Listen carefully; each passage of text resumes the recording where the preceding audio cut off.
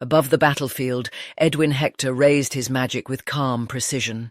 Though once known for leadership, he now stood among the allied forces as a pure mage, fully committed to his role. While Felix prepared overwhelming offensive spells, Edwin focused on dismantling the enemy's foundation, relentlessly casting Dispel to break Valhalla's magical formations. His mental strength expanded outward, directly interfering with the opposing mages. Instead of clashing head-on with destructive power, Edwin targeted their ability to even cast spells. Following his lead, the Phoenix mages synchronized their actions, repeatedly using Dispel to suppress Valhalla's magic before it could take shape.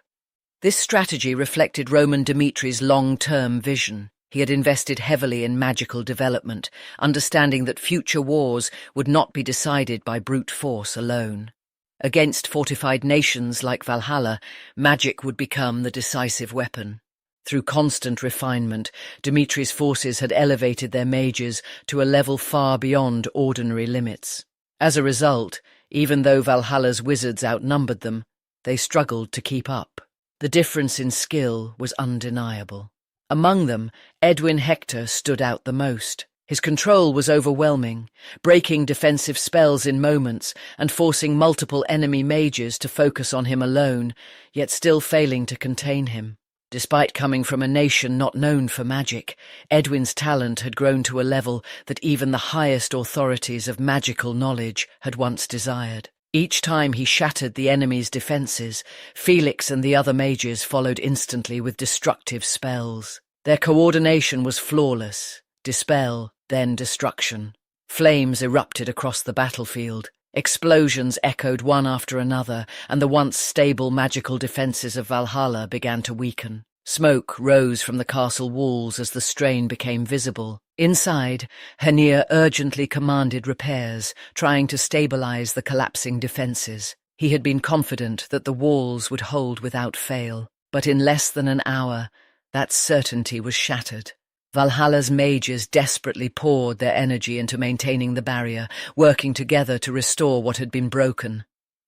Yet under Edwin's leadership, the relentless pressure continued. Piece by piece, their defenses were worn down. Then, finally, the wall collapsed. The impact shook the battlefield as the fortified barrier gave way, just as Felix had predicted. The path forward was now open. At that moment, the command rang out, "Advance." The Allied armies surged forward without hesitation, charging through the breach with overwhelming momentum. The battle had reached a turning point. Now, it was Roman Dimitri's move. Elsewhere, Count Gomez pushed forward with growing urgency. News of the northern front being attacked had unsettled him.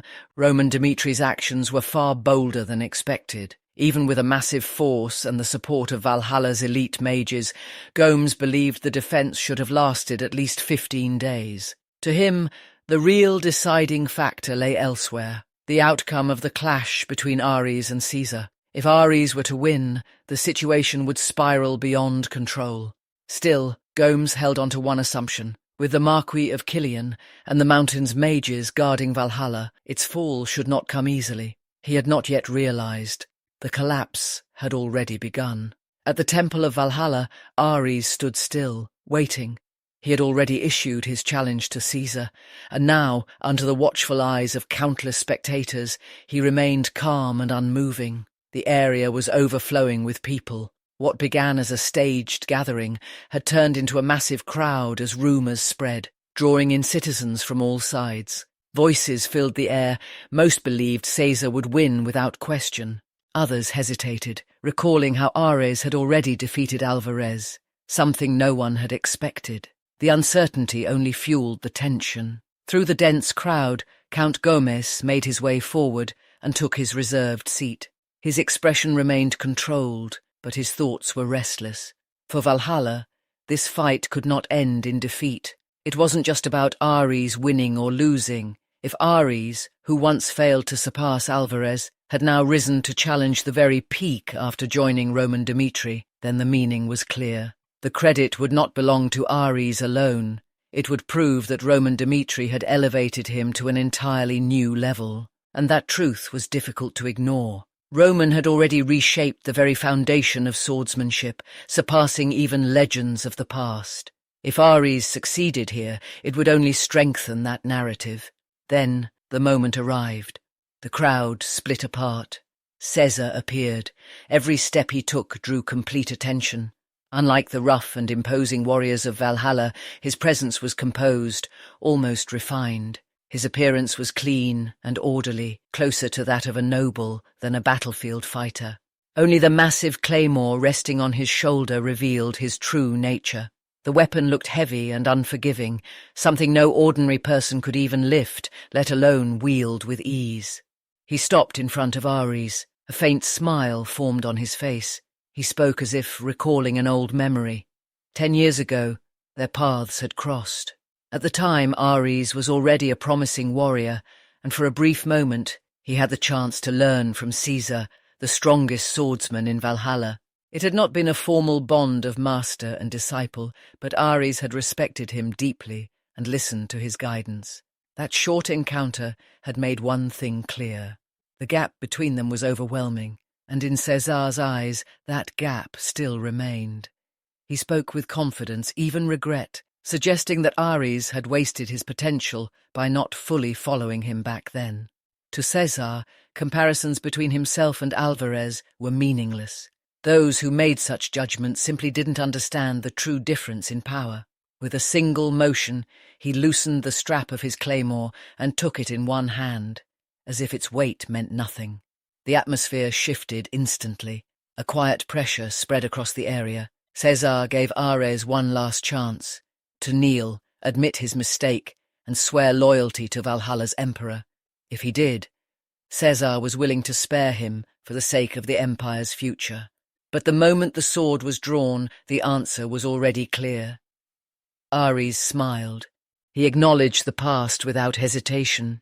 Yes, he had once learned from Cesar. Yes, he had always sought growth, no matter who the teacher was. That had never changed. But neither had his resolve. As he raised his own sword, the air between them sharpened. There was no intention of stepping back. Ares' smile slowly deepened as he faced Cesar. He spoke calmly, but his words carried weight. The time he had spent learning under Cesar had been short, only a few days. For Ares, that was always enough. Whenever he felt he had learned all he could from someone, he moved on without hesitation, and Cesar was no exception. People called him the greatest swordsman of Valhalla, yet Ares had never stayed long enough to be shaped by him. To Ares, growth didn't come from clinging to one master, it came from constantly moving forward. Then his tone shifted slightly. What truly amused him wasn't the past, but the present. Even after all this time, Cesar had remained within Valhalla. Meanwhile, Ares had left and found something far greater in Roman Dmitri. After returning from Arcadia, Ares had only a week to prepare for the coming conflict. It was an impossible task. He was expected to face both Alvarez and Cesar, the two strongest pillars of Valhalla. He intended to carry out the mission alone. But before that, Roman Dmitri called him to the training ground. What stood out immediately was the weapon in Roman's hands. It wasn't the sword he was known for. Instead, he held a pair of ordinary-looking blades. Yet Ares understood instantly. Those swords resembled Alvarez's style. Without wasting time, Roman told him to draw his weapon. From that moment, Roman himself would become his opponent. This wasn't reckless training. It was preparation. Roman knew that Ares's mission required overwhelming strength, not just skill. Instead of pushing him blindly into danger, he chose to refine Ares to the point where success was possible. For Ares, it was exactly what he had wanted, a chance to face Roman Dmitri at full strength. But the outcome was absolute. Again and again, Ares was thrown to the ground. Despite his reputation as a genius swordsman, despite countless battles that had shaped his instincts, he couldn't gain the upper hand even once. Each exchange only widened the gap. Roman's dual sword technique reached a level Ares had never imagined. Every movement was precise, every strike unavoidable. It wasn't just strength, it was control, experience, and something beyond both. At some point, Ares realized something unsettling. He couldn't even picture a way to win. It reminded him of the past, of when he first faced Cesar 10 years ago. Back then, the difference between them had been overwhelming as well. But even then, Ares believed it was a gap that could be closed with time. Cesar was strong, but not unreachable. Roman Dmitri was different. Facing him felt like standing before an endless wall. For the first time, Ares understood that surpassing someone might take not just years, but an entirely different level of existence. Then Roman changed his approach. He switched to a claymore. Even though Ares was already exhausted, he couldn't help but laugh at what came next. Roman said he would now raise the level further and fight him the way Cesar would. That day, Ares experienced something completely beyond his world. And standing now before the real Cesar, that experience had already changed everything. There was no need for further words. At Ares's calm but provocative remarks, Cesar's expression hardened. The brief trace of anger on his face said enough. This was no longer a conversation, it was a test of strength. The priest of Valhalla stepped forward and declared the start of the duel. In the next instant, Cesar moved first. His aura erupted violently as he closed the distance in a single burst, embodying the overwhelming, relentless style he was known for. There was no hesitation in his approach, only pressure, meant to crush his opponent before they could react. But as Ares faced that charge, his mind recalled something else. Roman Dmitri's training. Caesar's strength was built on dominance, constant attacks, leaving no room to breathe. And the answer to that kind of opponent had already been shown to him. Meet force with certainty. The first clash shook the ground. Steel collided with a deafening impact, and from that moment on, Cesar didn't stop. His attacks came one after another, each heavier than the last, each carrying enough force to overwhelm an ordinary warrior instantly. Explosions of aura filled the air. Unlike his fight with Alvarez, Ares unleashed his full power from the beginning.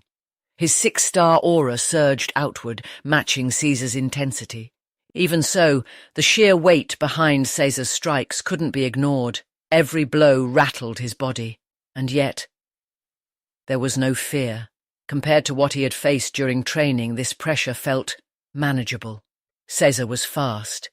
His attacks were powerful, but they were still slower and lighter than what Ares had endured against Roman Dmitri. That difference changed everything. Ares remained calm, reading each movement, blocking with precision. Then, in a brief opening between attacks, he struck back. A single counter. Cesar barely avoided it, but the moment alone was enough to shake him. For the first time, his expression twisted, not from effort, but from wounded pride. He attacked again, even more aggressively. To the spectators, it was overwhelming. Even the rankers of Valhalla, watching the duel, knew they wouldn't last long under such pressure. Caesar's relentless style left no space, no escape, but Ares endured. He was pushed back, his body shaken, blood rising to his throat, but he didn't break. Instead, he smiled. Cesar stood at the peak of Valhalla. His strength was undeniable, but beyond that peak, Ares had already seen something greater. Roman Dmitri. Compared to that overwhelming presence, Cesar's attacks no longer felt absolute. They were powerful, but not unreachable.